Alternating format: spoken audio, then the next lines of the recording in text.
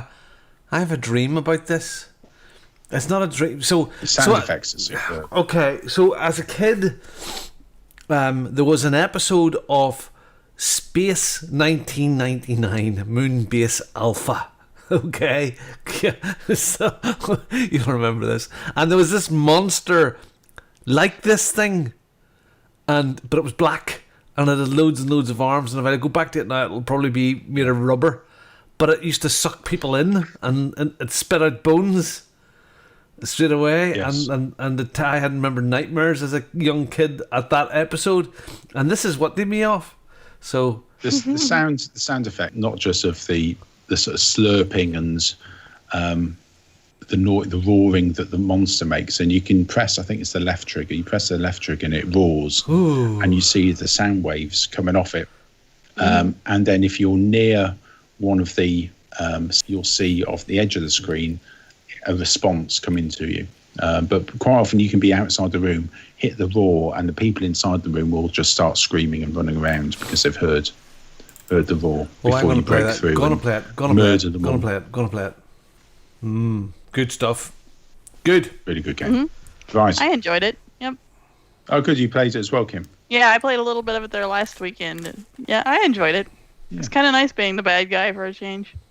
It is. It's refreshing. That's good. Right then, shall we do some news? Here is the fucking news.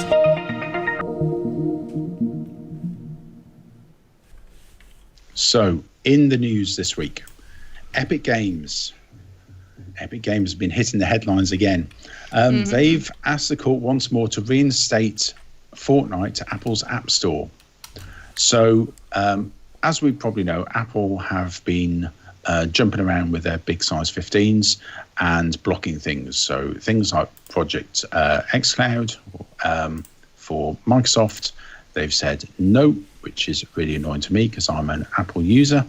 And also they've stopped Fortnite on Apple because they don't like the way they take money for purchases. So what they've done is Epic have once again tried to make a move to try and get the court to reinstate Fortnite to the App Store. As it is stated that since its removal, daily iOS Fortnite players have dropped by over 60%. Now, I think the biggest thing on this is that iOS apparently is the biggest platform for Fortnite players with over 116 million users. Let's just let that sink in. 116 million users. Wow. That's more than Android players, isn't it? Yeah. What does that It's say? almost more than Android owners. So, as reported by The Verge, Epic Games has filed a preliminary injunction against Apple that would force it to put Fortnite back on its App Store. The full hearing for this overall case has been scheduled for September 28th, but Epic is hoping to have Fortnite back in the hands of iOS players before then, at least until a verdict is reached. So they're trying to force Apple to put their game on Apple's store. I mean, I can't see them winning this at all. I think Apple are probably not to say bit too big for their boots, but surely they're going to lose a lot of users with this sort of play. I mean, Fortnite's huge. Fell on the stock market this week. Apple just became the most valuable company in the world. Not just between like Ford or some big motor company or anything, or it's the most valuable company in the world, which is friggin' crazy. Absolutely nutballs. So they can pretty much do what they want. Yeah. So the 116 million registered users is almost a third of its total 350 million users. Wow. So Epic claims 63% of Fortnite players on iOS only access Fortnite on Apple devices. Just stunning. Mind-boggling. Man, and you just think if you know what, not 0.001 of those people bought some bucks, Fortnite bucks, once a week. How much money they're talking about losing here as well. Mm-hmm. I mean, Apple have been very gung ho. You know, in response to this, they've just referred them to a previously made comment, which is pure, you know, bullish behaviour. We're disappointed that we've had to terminate the Epic Games account on the App Store, Epic Games, for many years on their launches and releases. The court recommended that Epic comply with the App Store guidelines while their case moved forward, guidelines they followed for the past decade until they created this situation. Epic has refused and said they repeatedly submit Fortnite updates designed to violate the guidelines of the App Store.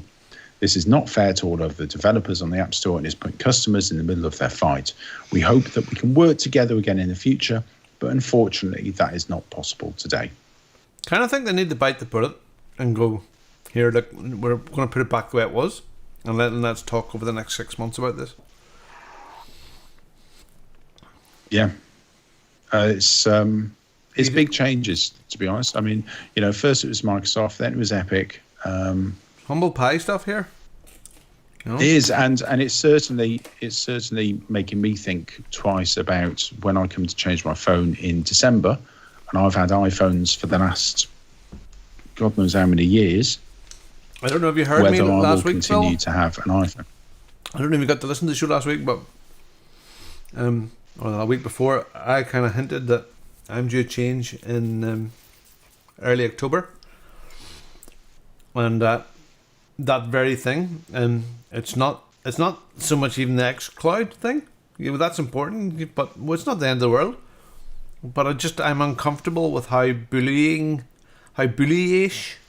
how heavy-handed Apple are being, and I don't quite like it. So I would consider going to another Samsung phone, maybe the Galaxy Note Ultra, big one. You know, I could just this time around, maybe it'll get me this time around. I don't know, but because I change every 2 years, it's not a big thing to me because 2 years doesn't take too long to come around. So,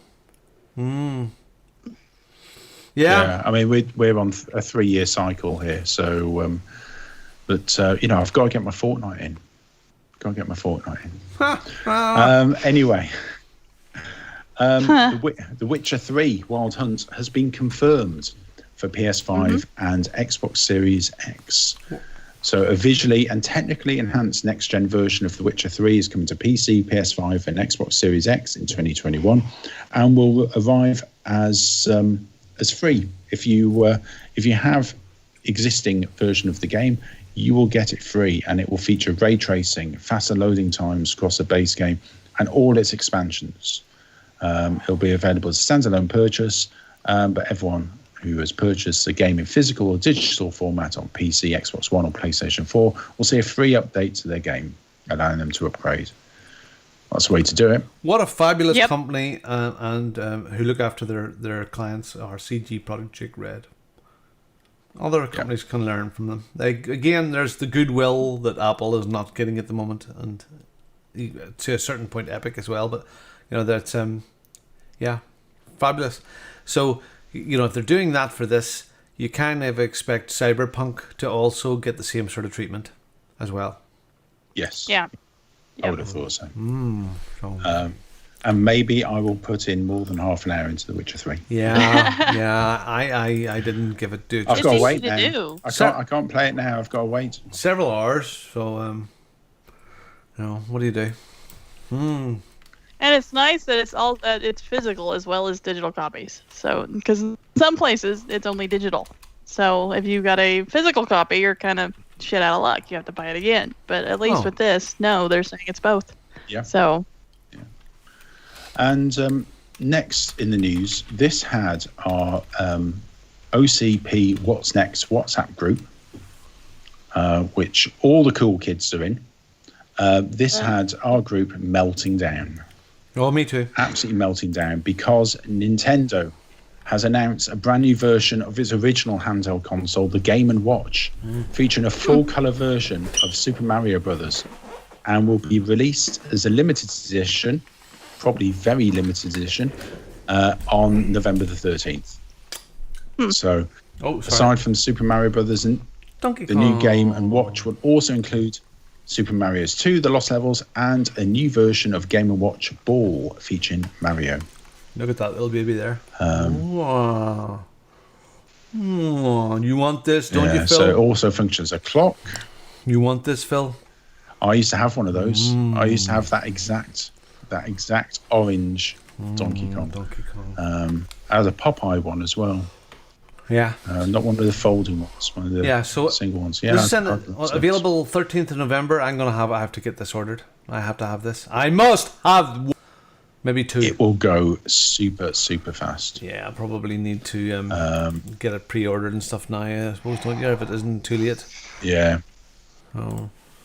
There are also apparently 35 little touches to discover, although it's not clear what those will be. 35 little touches. Oh, bless. How nice. Also, let's see, NVIDIA GeForce RTX 3080, 3090, and 3070 graphics cards announced. Fantastic. Okay. All right. Next. No. Okay, so... Robin, you may know more about this or not. No, this is news more because I know, yes, we do play a lot of console stuff here. But I've heard quite a lot of talk this week about these new cards. So, and PC people that are listening to this, okay, because I get lots of things wrong, so we'll change. So, seemingly, these 3 cards here by NVIDIA, one at about $500 up to $1,500. The $500 one now, what they're saying is it's as good. The entry level version of this, it's as good as